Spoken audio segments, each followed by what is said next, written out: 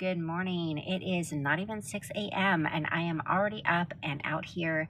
I am in the van. I got my spark plugs delivered. They came late yesterday. I was already gone, went out to dinner, and that's part of the reason that I am up so early today, because I went out to dinner and I had tacos and I ate more than I normally eat and had a couple drinks and then went to dessert and had dessert that I probably didn't have room for. And so I woke up at 3:30 this morning just feeling like complete dog poo. My stomach is just like all bloated and bleh.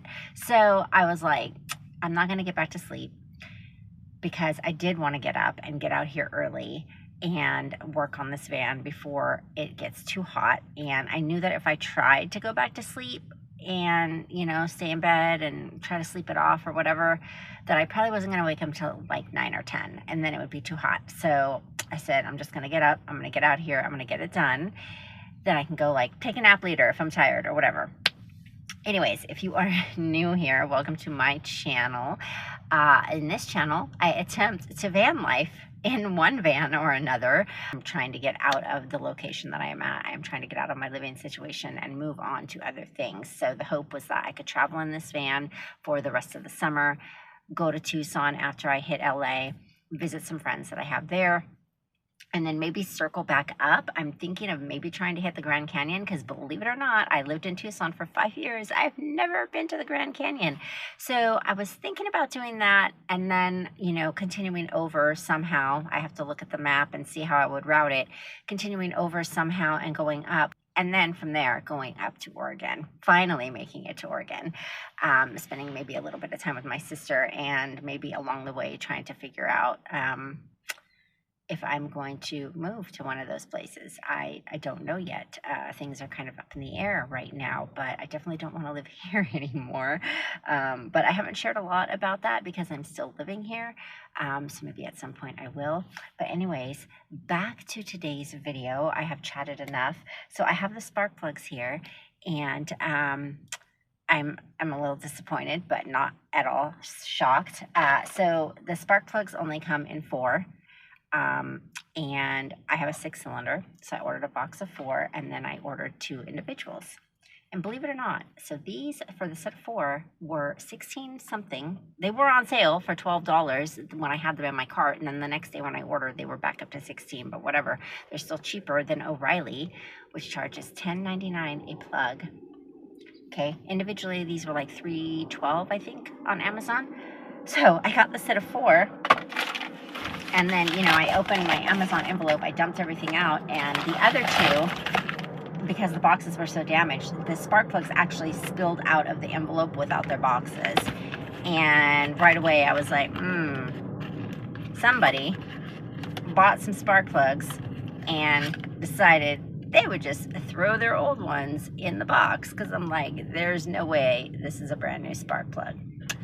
And to top it off, these are the double platinum. They're not the XP Iridium, which is what I wanted. So I got the 4 of these, and I got 2 busted up already, who knows how many miles, platinum ones. So I guess I'll throw these 4 in there, and I'll leave 2 of the other best ones that I have for now in the motor. I really don't want to do that, but I am anxious to see if the check engine light goes off after changing these plugs.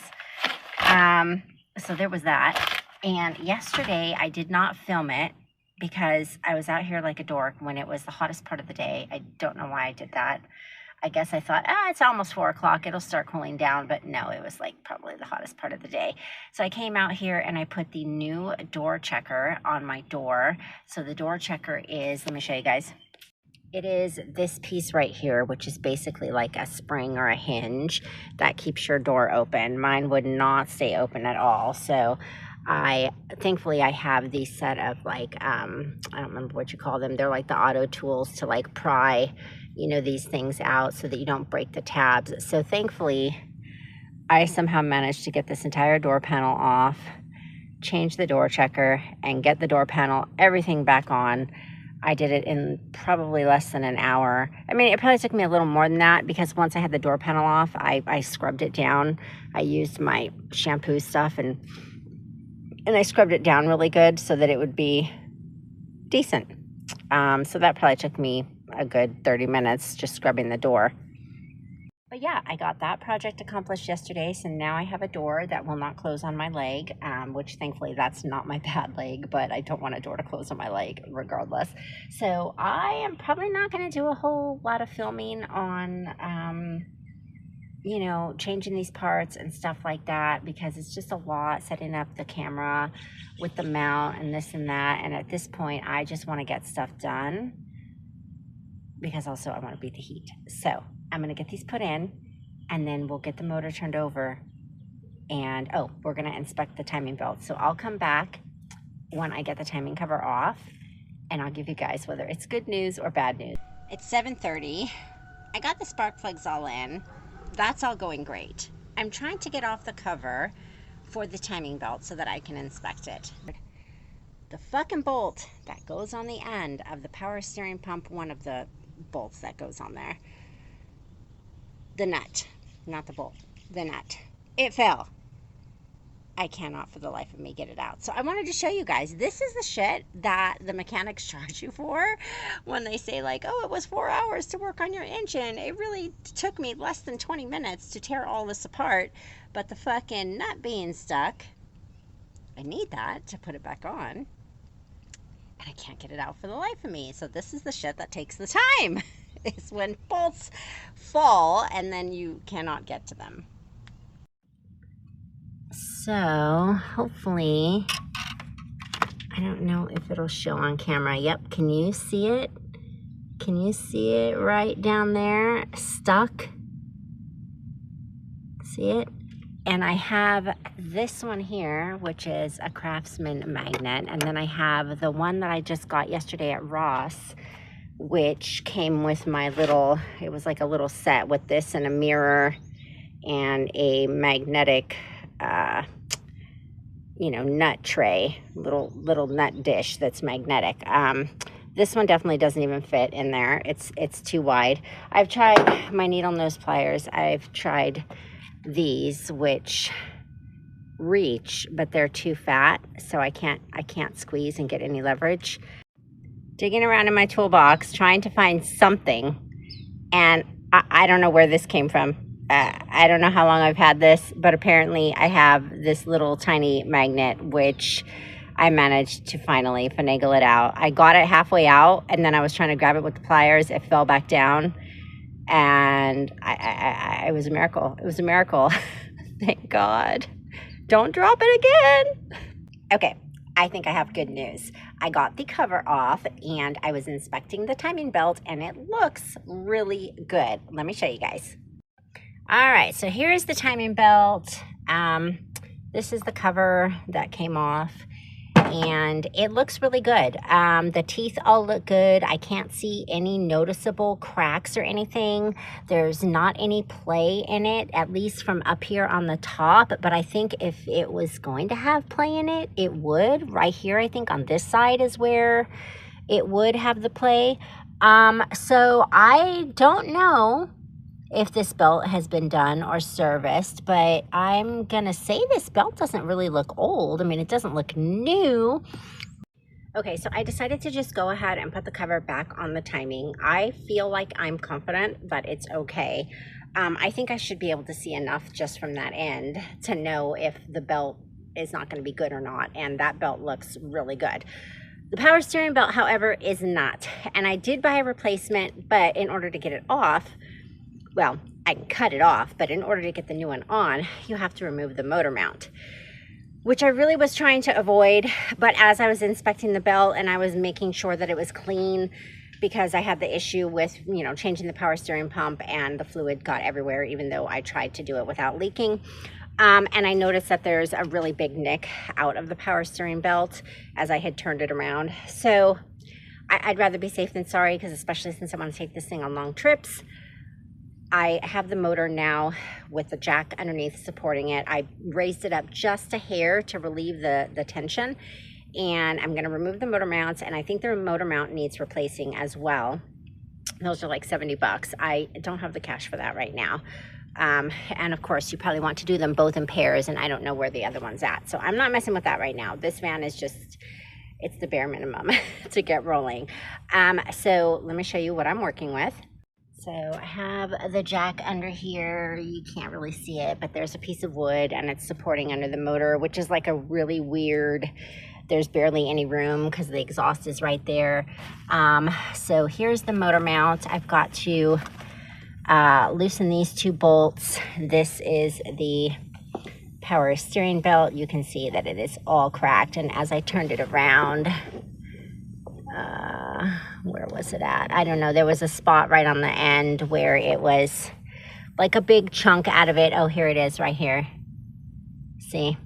So yeah, it's got to be replaced, and it got fluid spilt all over it. So probably a good idea to just replace it. So that is what I'm going to attempt right now. Wish me luck. Okay, so I have hit another roadblock where I got the motor mount off thinking, that's it, it'll be so easy. I'll just slip that power steering belt off and put the new one on. But the video I watched didn't go into further detail to say that you have to remove the alternator and air conditioning belt, which I guess is also considered the serpentine belt, even though it's not a true serpentine belt because it only is on those two things. The power steering belt is behind that.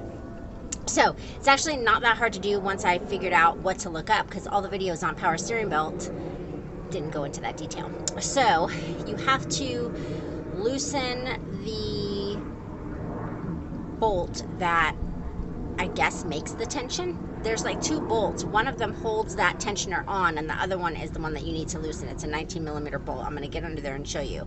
There's no way I'm gonna get that off. I already tried. I got my wrench on it. And that's one of the hardest things sometimes about being a girl mechanic, is that I don't have a lot of like brute force strength. Also, it's recommended to like jack up the car and take off the tire, but I'm tiny. I can fit under there. I don't know if this impact is going to fit, but this is my roommate's. So if anybody's watching and would like to buy me an impact, I have it on my wish list. It would be much appreciated. It is a very handy tool to have for a girl who does not have a lot of brute force strength. So I'm gonna see if I can knock it loose with the impact, because otherwise I don't think I'm getting that off. Okay, so the bolt I need to remove is the shinier looking one that is to the right. And of course, the impact will not fit. I literally could scream. So every fucking video that I watched about how to do this, it's supposed to be the same on all V6 Hondas. They say that bottom bolt is the one that you loosen. But now that I've wiped all the grease off of it, because it's still not budging, it's like, how is that even a bolt? It's all one solid piece. I don't see how that would break loose of anything. I've stuck my finger like in the crack around the edge, like right here where you think like the bolt is supposed to end. I've put my finger on the back. There's no fucking way. So I'm loosening the top one. And we're just gonna see what happens, because it's that, or I was gonna take off the alternator, because I don't know how to get this fucking belt off. Oh my God. I've been working on this all morning. This is so fucking maddening. I should have just tried to get that other bolt off in the first place. All right. Good morning. It is 9:30 a.m. Today is the 4th of July, so happy 4th if you're celebrating that kind of thing.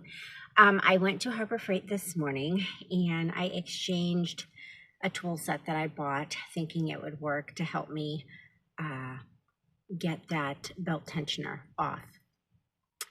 I came to the realization that you're not actually taking the tensioner off. You're like pulling on that bolt as a pivot point to like relieve the tension.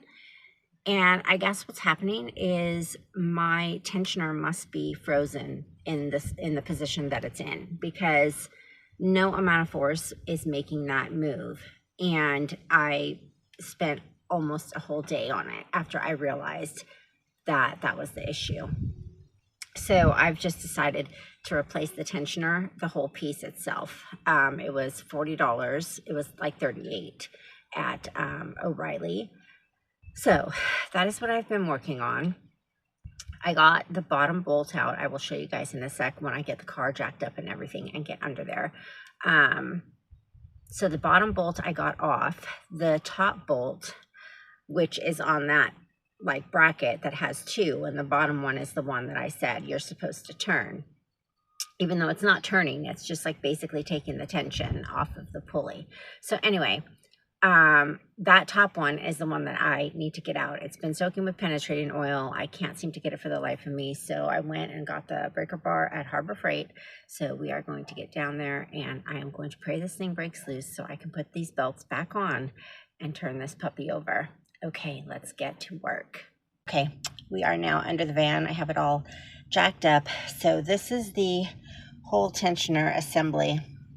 So I got the bottom bolt out of here. This bolt I cannot get out yet. So I'm hoping that now that I got the breaker bar, I can point that up and I can get enough leverage to get it off through the front of the vehicle. And then this whole piece should come out and it should relieve all the tension on the belts, and I will put in the new one because this was super greasy. Like, this is the original, 21-year-old part. It's hard to believe this van is 21 years old, but that's what I'm working with. So I'm going to get that off, and then I'll see you guys in the next section. Okay, so the more I am down there trying to get that bolt off, I am starting to really think about a couple of things and get a little bit worried. A couple of the videos that I saw were of people replacing these, and the reason they were replacing them was because that bolt that holds this on was broken. So it leads me to believe, I saw at least 2 videos. So it leads me to believe that there's some kind of fault or something. Somehow those bolts seize up in here and they freeze and they break. And they're having to drill the bolt out. And oh my God, that is the last thing I want to do, especially when there's not that much clearance there. That's like a skill set that I don't have perfected, and I will be fucked if that happens.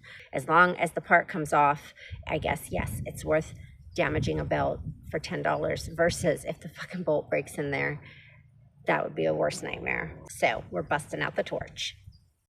Okay, so I sacrificed the belt. I cut it off to make things easier because I was trying to put heat on that bolt and it fringed the edge of the belt a little bit. So I just know that without being able to fully put heat all around it, like I was just trying to apply heat back here to avoid hitting the belt.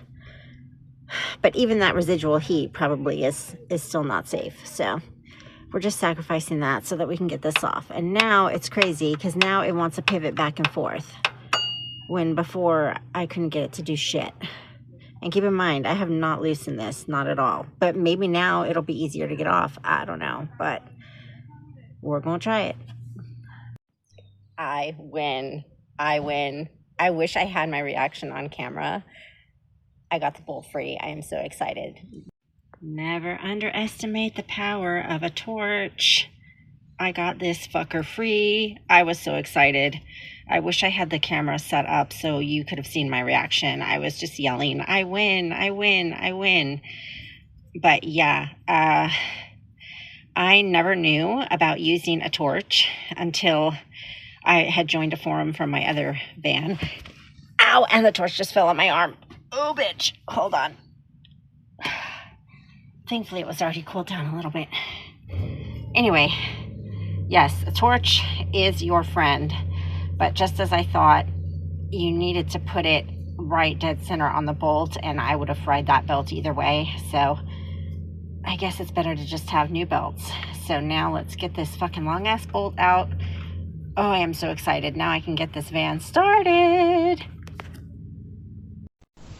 Okay, mission 1 accomplished. I have got the power steering pump and brand new belt bolted up and tightened down in place.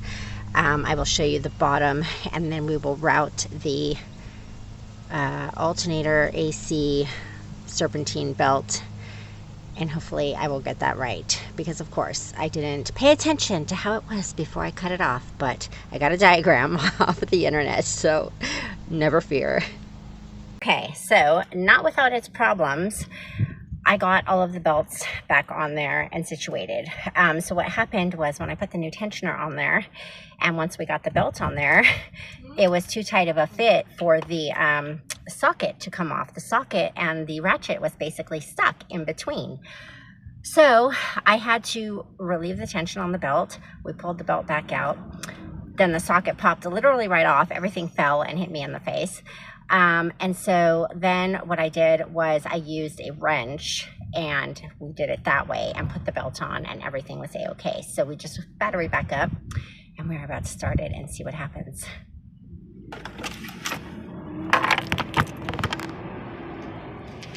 All right. Moment of truth.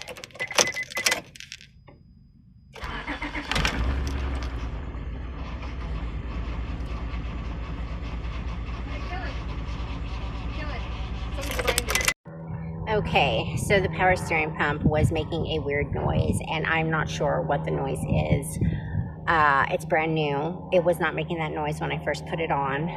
When I first got this van, it was losing power steering as you would turn corners. So I changed the power steering pump. That was the first thing I did. Took it for another test drive, and it was fine on the corners. It was absolutely fine. It wasn't making any noise. So I don't know if it's making that noise because now it's kind of been drained again and the system needs to get bled, especially since I got that new cap on the reservoir. But my roommate noticed that there's a tiny slit at the very top of the hose where it connects to the power steering pump. And then it looks like there might be another spot further back down the hose. And so I kind of had a feeling like, since I was doing the pump in the first place, I should replace the pressure line hose, because that way everything's brand new all at once. But you know, we're trying to save money over here. So I don't want to risk it. Like, I already had her turn the car on and turn it back and forth with the cap off to see if I could bleed air through the system. But I have a feeling that, because that hose has those little holes, it's seeping, kind of doing the same thing that the power steering hose on my Dodge was doing. It's like seeping out, so it's not holding pressure basically anymore, and I don't want to risk it. And that's kind of a bummer, because I was hopeful to at least test drive this around the block to ease my mind. But the check engine light was not coming on when I started it, so hopefully that stays off like that. So I'm gonna put the tire back on, get the car down off of the jacks, and I'll have to wait until next week when I have a little more cash and put on the power steering hose, and we will just go from there. It is what it is. A couple more days without a vehicle. I've already lasted 2 years. I will be okay.